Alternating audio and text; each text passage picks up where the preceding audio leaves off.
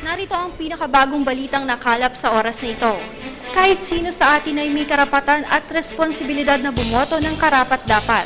Kaya naman mismong si Senator Loren Legarda, bagamat kandidato ay masusi pa ring namili ng kanyang mga iboboto.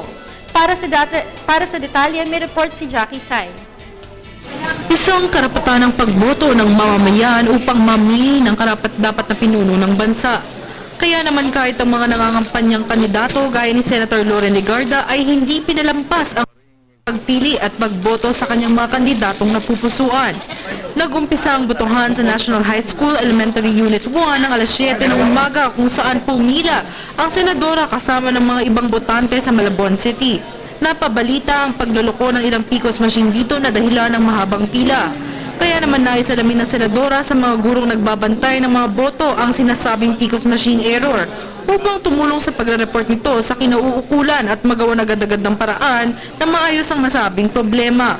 Ayon kay Legarda, swerte na siya tinanggap sa umano'y naglolokong PCOS machine ang kanyang balota sa unang pagkakataon. Nagbigay pa ng payo ang senadora sa mga bumoboto.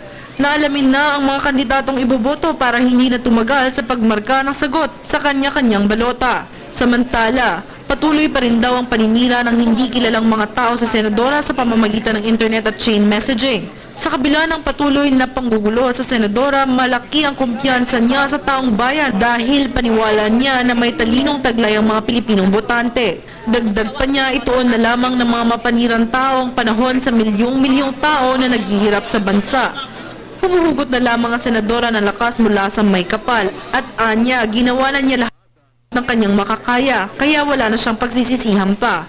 Tiniyak naman ng senadora sa kanyang Team Pinoy mates ang kanyang pagsuporta sa kanila sa kabila ng mga kumakalat na paninira ng ilang miyembro ng kanyang grupo sa kanya. Dagdag pa nito, asahan daw ng taong bayan na ang kanyang pagboto ay umpisa pa lamang ng serbisyo niya sa publiko. Para sa media ng bayan, Jackie Sai.